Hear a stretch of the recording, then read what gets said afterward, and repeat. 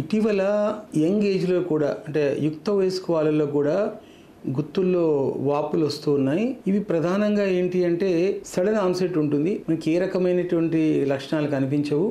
మనకు బొటన వేల్లో నొప్పి వచ్చినప్పుడు చిన్న నొప్పే కదా అనుకుని మనం వాటిని వేడి నీళ్ళు పెట్టుకోవడము లేకపోతే ఉపశమనం పొందడము చూస్తూ ఉంటాం. అది క్రమేపీ పెరిగిపోయి ఆ బొటన వేలిలో వాపుతో మొదలైన తర్వాత క్రమంగా గుత్తుల్లో అంటే మడిమ యొక్క చుట్టుపక్కల ప్రాంతాల్లో విపరీతమైనటువంటి నొప్పి ఉంటుంది.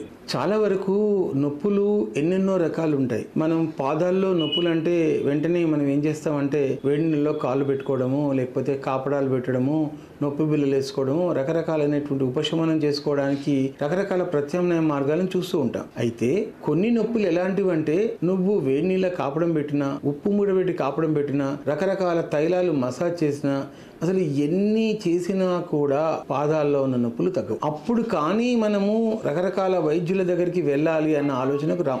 అలా ఆ క్రమంలో నెమ్మదిగా ఆర్థోలకు వెళ్తాము, న్యూరోకి వెళ్తాము, రుమటాలజిస్ట్ దగ్గరికి వెళ్తాము. ఎక్కడికి వెళ్ళినా కూడా ఇదేదో అంతు చిక్కని రోగము అన్నట్టుగా మనకు ఒక పరిస్థితిలోకి వస్తాం. సో ఇది నిజంగా చెప్పాలి అంటే కొంచెం అవగాహన పెట్టుకుంటే ఆయుర్వేద వైద్యుడు చాలా అద్భుతంగా ఈ వ్యాధి నిర్ధారణ చేస్తాడు. అత్యంతమైన ప్రాచీన కాలంలోనే ఈ వ్యాధి గురించి చెప్పడం జరిగింది. దీన్ని రక్తంలో వచ్చేటటువంటి వాతం అన్నారు. దీన్ని వాత రక్తం అని కూడా అంటారు. ఇది రక్తము ద్వారా వచ్చేటటువంటి ఒకానొక వాత లక్షణం అని చెప్పారు. చూడండి, అత్యంత ప్రాచీన కాలంలోనే ఆయుర్వేద శాస్త్ర గ్రంథాలైనటువంటి అద్భుతమైనటువంటి అష్టాంగ హృదయంలో కూడా దీని గురించి చెప్పడం జరిగింది. సో ఇప్పుడు ఆ వాత రక్తాన్ని ఇప్పటి కాలంలో ఏమంటారు? ఏమీ లేదండి, యూరిక్ యాసిడ్ బాగా పెరగడం వల్ల వచ్చేటటువంటి గౌట్ ఆర్థరైటిస్ అంటారు. అయితే దీని ఆరంభం అంటే ఎలా వస్తుంది అంటే దొండ పండు పండినట్టుగా బొటన వేలు ఫస్ట్ అక్కడ నొప్పి వస్తుంది. అక్కడ నుంచి స్టార్ట్ అవుతుంది కదా. క్రమేపీ అది విస్తరించి మణిమలలో ఉండేటటువంటి ప్రాంతంలో దాని డిపాజిట్స్ వస్తాయి. అంటే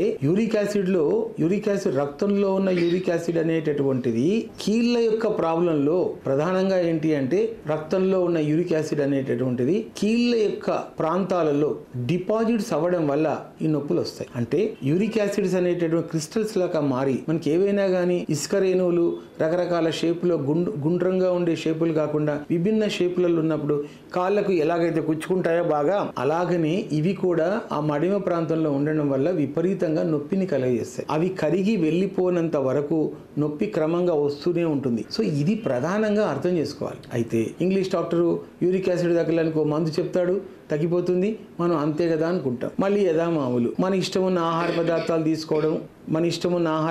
తీసుకోవడం తగిన విధంగా పథ్యం చేయకపోవడం ఇతరత్ర కారణాల వల్ల తగ్గినా మళ్ళీ వస్తుంది. అలాంటి సందర్భంలో అప్పుడు ఆయుర్వేద డాక్టర్ దగ్గరికి వస్తాడు. వాస్తవానికి నాకున్న అనుభవంలో నేను ఇట్లాంటి కేసులను ఎన్నో చూశాను.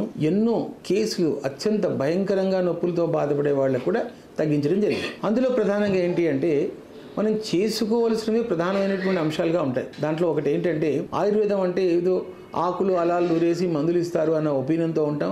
ఆయుర్వేదం వేడి చేస్తుంది, ఆయుర్వేదం పనిచేయదు, ఆయుర్వేదం లేటుగా పనిచేస్తుంది, ఆయుర్వేదం వీడికి పడుతుంది వాడికి పడదు అంటూ రకరకాలైనటువంటి సన్నాగి రాగాలతో మనమే కుంచుకొని పోతాం, డాక్టర్ దగ్గరికి వెళ్ళాం. ఇవి ముఖ్యంగా ఇట్లాంటి విషయాలపైన అవగాహన పెంచుకుంటే కానీ మనం ఆయుర్వేద డాక్టర్ని కానీ ఆయుర్వేద డాక్టర్ దగ్గరికి వెళ్ళడం వల్ల ఆయన చెప్పేటటువంటి విధానం ఏంటి అంటే ఆయుర్వేదంలో ఏం చెప్పారు అంటే ఆహారము, విహారము, ఔషధము అని ఈ 3 అంశాల మీద ఈ ప్యాటర్న్ పైన ఆయుర్వేద మొత్తం సిస్టమ్ అంతా నడుస్తుంది. ఆయుర్వేదంలో ముఖ్యంగా ఆహారం అనేటటువంటిది మనకి ఎంతసేపు చూస్తే గోంగూర తినొద్దు, పప్పులు తినొద్దు, ఇవి తినొద్దు, అవి తినొద్దు, ఎండు చేపలు తినొద్దు, మాంసం తినొద్దు అని ఇట్లా చెప్తారని అనుకుంటారు. కానీ అది కాదు ఆయుర్వేదం. అదంతా ఏదో పనికి వాళ్ళ పని కట్టుకొని మాట్లాడే ఆయుర్వేదం కాదు. అది కానే కాదు ఆయుర్వేదం.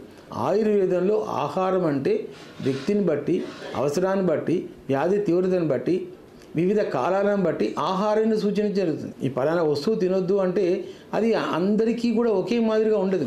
శీతాకాలంలో ఒక రకంగా, వర్షాకాలంలో ఒక రకంగా, ఆకురాలే కాలంలో ఒక రకంగా, ఎండాకాలంలో ఒక రకంగా, అంటే మన శరీరమే విభిన్న రకాలుగా స్పందిస్తూ ఉంటుంది. ఆ ప్రకారంగా ఆయుర్వేద ఆహారాన్ని డిజైన్ చేయడం జరుగుతుంది. ఇది వ్యక్తిని బట్టి, వ్యక్తి యొక్క శరీర పరిస్థితిని బట్టి, వ్యక్తి యొక్క వయస్సు యొక్క అవసరాన్ని బట్టి చెప్పడం జరుగుతుంది. సో ఇది మనం అర్థం చేసుకోవాలి. అంతేగాని ఆయుర్వేద డాక్టర్ అంటే ఇంతే కదా, వంకాయ తినొద్దు, గోంగూర తినొద్దు, క్యాబేజ్ తినొద్దు, గడ్డలు తినొద్దు, దుంపలు తినొద్దు, మాంసం తినొద్దు అని అందరూ ఒకటే మాదిరిగా శనగపప్పు తినొద్దు అని చెప్తారని అనుకుంటారు. కానీ అది తప్పు, అది పూర్తిగా శుద్ధ తప్పు. ఆయుర్వేదం మాంసాహారం తినమని చెప్పింది, రకరకాల పప్పు దినుసులు తింటే శరీరానికి ఏ రకంగా లాభం జరుగుతుందో చెప్పింది. సో ఆయుర్వేదం అనేటటువంటిది మద్యం కూడా తీసుకోమని చెప్పింది. ఇన్ని విషయాలు చెప్పినప్పుడు ఆయుర్వేదం అనేది పాతకాలం అది ఎట్లా అంటారు, అది 21st సెంచరీలో కూడా 22nd సెంచరీలో కూడా పనికొచ్చే సిస్టమ్. దయచేసి ప్రజలందరూ కొత్త అభిప్రాయాలను ఆయుర్వేదం పైన స్థిరీకరించుకోవాల్సినటువంటి ఆస్కారం ఉంది. That's it. అది ఫస్ట్ మొదటిది.